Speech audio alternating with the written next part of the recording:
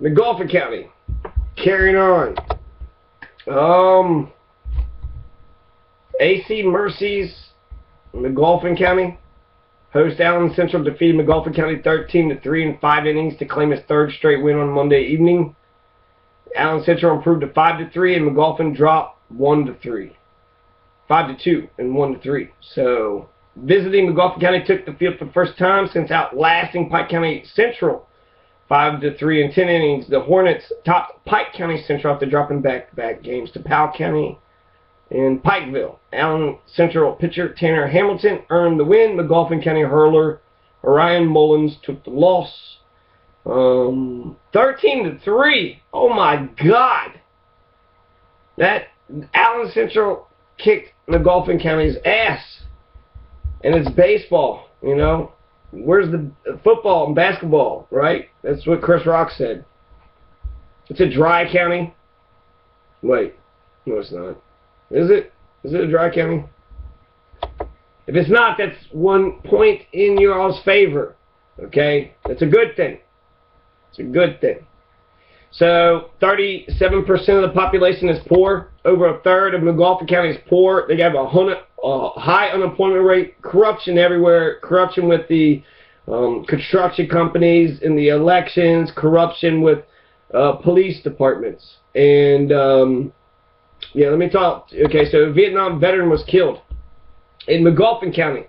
And it was an officer was involved. And it's at Gunlock, Kentucky. Update. Sunday evening, Magoffin County Sheriff's deputies and Kentucky State Police went to serve an arrest warrant on the Vietnam War veteran, Carter Castle. They say things quickly escalated and Castle told them he had a gun. Both tasers were deployed on Mr. Castle, were ineffective, but Mr. Castle at that point turned towards officers with a weapon and the officer acted and shot the suspect. It says the Kentucky State Trooper Stephen Mounts. This whole article doesn't even say why they had a warrant. Why do you have a warrant? A bench warrant? You know, they had Judge Easterling put a $503 bench warrant on me when I was trying to make it to Kenton County.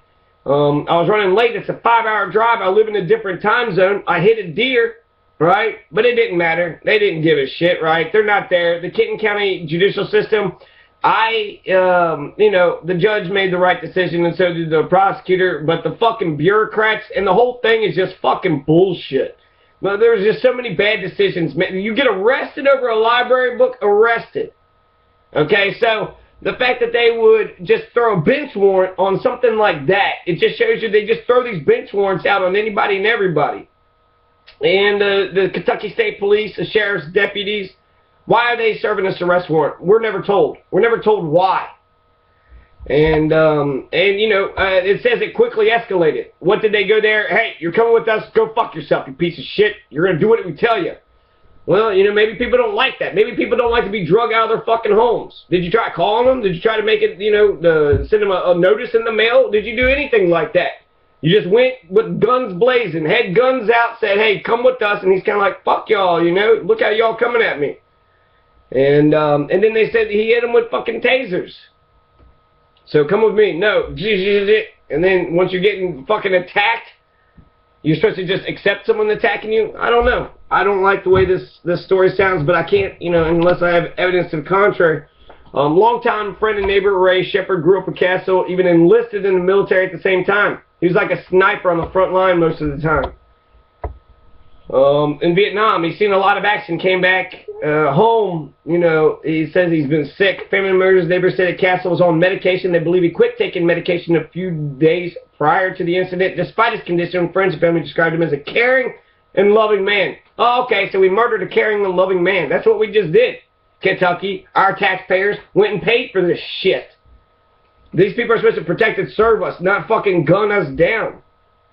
When we were little boys, we was together all the time before we went to the war, out playing together, so he's a really good friend of mine, and I'm surely going to miss him, says Shepard. Friends and family tell us they will not dwell on how he died. Instead, they'll remember the good times they shared. Maybe they should dwell on how he died. He got fucking murdered. He got fucking murdered. Kentucky State Police tell us a Magoffin County man died after being shot by a trooper. They tell us it happened Sunday in the Gunlock community. Troopers were assisting the Magoffin County Sheriff's Office was serving an arrest warrant on Carter Ray Castle once they arrived at the home. Troopers say Castle was outside his home with a gun. We are told they attempted to negotiate with Castle, shot him with tasers, but they were not effective. State police say Castle then turned at police with the gun in hand and was shot by the trooper. Castle was airlifted to St. Mary's Medical Center in West Virginia for medical treatment, where he later died. So we're supposed to believe he is still living. We have a reporter in Magoffin County and hope to have much more on the story later today. No officers were injured. Oh, thank goodness. Thank goodness. The ongoing investigation is being conducted by Lieutenant Jennifer Sandlin with Kentucky State Police. Family members tell us Castle was a Vietnam veteran. There was a shooting that was happening in Lexington, and it went to not Bowling Green, it went to Richmond, right, where the Eastern Kentucky is, EKU is. So it started in Lexington, and it's chasing to Richmond. It's 20 minutes away or so. And he got shot by a bunch of cops, and supposedly had a gun, but then he didn't have a gun. And of course, there's Samantha Ramsey in Boone County, flat out just fucking murdered her, just killed her. Leon Brackens pulled him out, beat the shit out of this 90-pound-year-old, short, tiny man, didn't do nothing in Louisville, 2011. And we can go on and on. These are just the ones that are just clear-cut and obvious murders. There's lots of questionable cases that, you don't hear anything, you don't hear any opposite, you don't hear the other side of the story, so nothing is told. I notice a lot of these articles with it, you got Crime Times, and they'll just take the name and the charges and the pictures from the jailhouse and just publish that. The allegation is you're already guilty. And I think that's absolute fucking bullshit, because they're profiting off of people's misery. They're profiting off of people's mug shots and faces. And when the reporter does it, won't write their name on the report. They won't say what the cops' names were who arrested them and who was a part of the incident that dragged this poor fucking sucker, into jail. This poor motherfucker. This poor sucker who's got no lawyer. To jail for some trumped up shit, maybe for some real shit. Who the fuck knows? These cops lie, they make up shit. Who the fuck knows if they're telling, if they've had impeccable character for a long time, maybe I might trust one of them, but just any cop off the street, nah, you're corrupt. Fuck you. Yeah, y'all do not protect and serve us. You don't protect and serve us.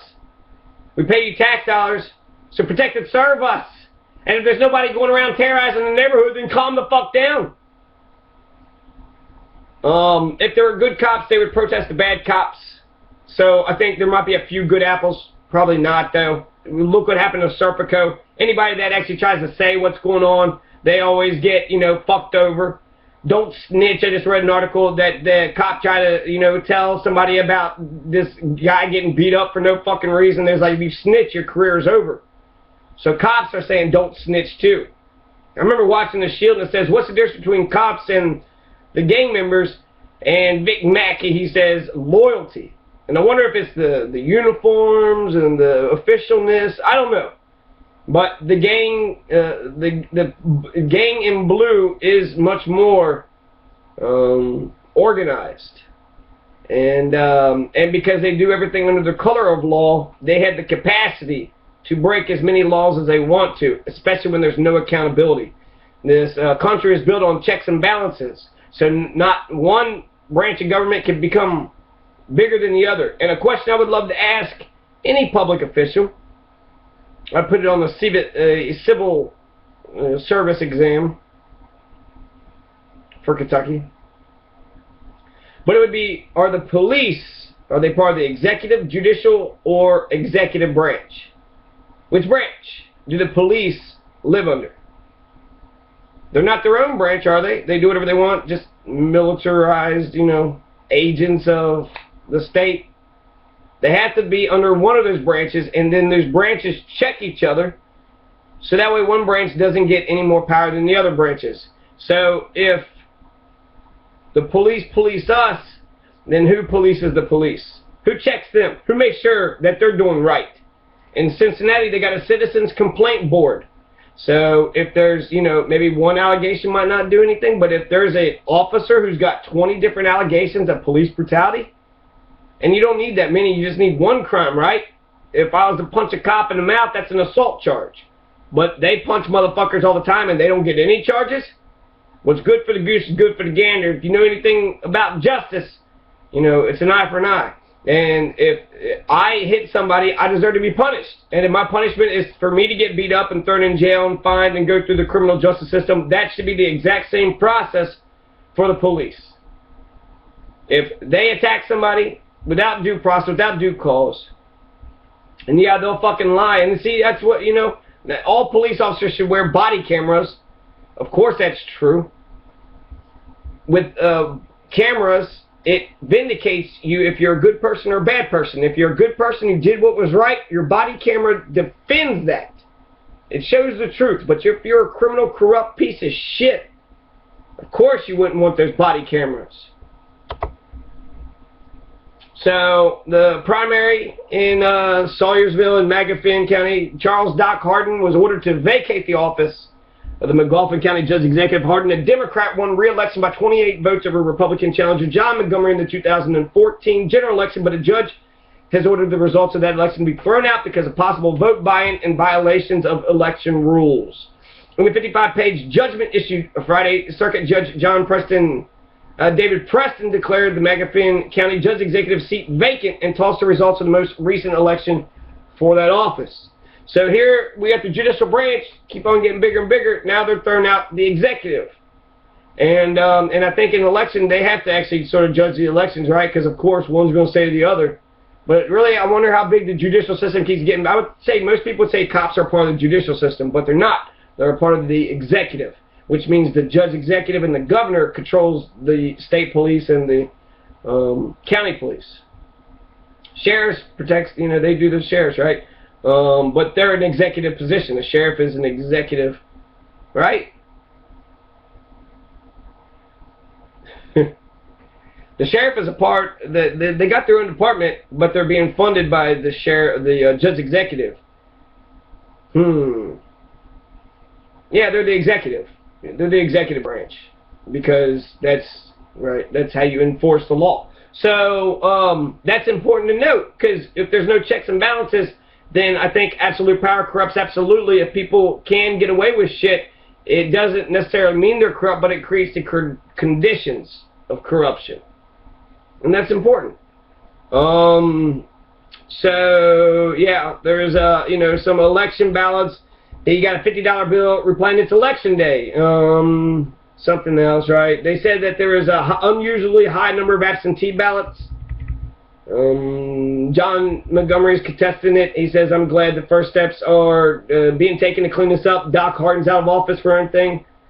I believe it will show that people have spoken. They will not tolerate this anymore. There's no finding of wrongdoing by either candidate in Judge Preston's ruling. When reached for comment Monday, Hardin referred WYMT to his attorney. We left messages with his attorney but did not hear back. However, Hardin did give us a statement. I'm disappointed in the decision and am looking at my legal options. Hardin can appeal the case. So, there, you know, this case is still going on. It's going to the Supreme Court and all those other ones. Told him to get out of office. Supposedly there was 3 votes, and then there was 3 votes was there and it was missing or something. I don't know. It's you have to take a look at the details and see what's going on. But this is the judicial branch, you know, getting involved, and I don't know. Maybe the judicial branch is, you know, guilty. Maybe they're the bastards. Who knows? Who knows who's honest? After an outbreak of tornadoes in 2012 destroyed a middle school and damaged a high school in Magoffin County, officials decided to build a new high school. Wonderful! You know, maybe the bullshit is just like making people clear, starry-eyed idealists. Fuck the prisons, fuck the judicial center, shut down the judicial center, and build a new school, and build a new hospital, and build a gymnasium and a community center. Not a justice, a community center, where people are welcome and invited, and then we can learn about each other, and it could be like Mayberry and Leave It to Beaver. But this ain't Leave It to Beaver, this is Palestine, this is Iraq. You know, like Gatewood said, I didn't, you know, fight in the beaches of Normandy just to pee in a cup. We live in an occupied territory. It's a police state, and this is occupied territory. So, that's good. Building a new high school, right? It's better than killing people. Crash kills Johnson County man. This is actually the only comment I want to make on it. Danny Rice of Stan Ball was driving his 2006 Chevy Trailblazer south on US 23 in Johnson County when his SUV crossed the center line and collided with the driver's side of a northbound tractor-trailer driven by James Kern of Salyersville. State police said Rice died at the scene. If he crossed the center line, then it was his fault, and so that sucks for James Kern of Salyersville. So, you know, sympathies, my heart pours out to him. That's a horrible tragedy for him to, you know, that had to have been traumatic. I hit a deer, and I felt like, you know, the worst I've ever felt, ever.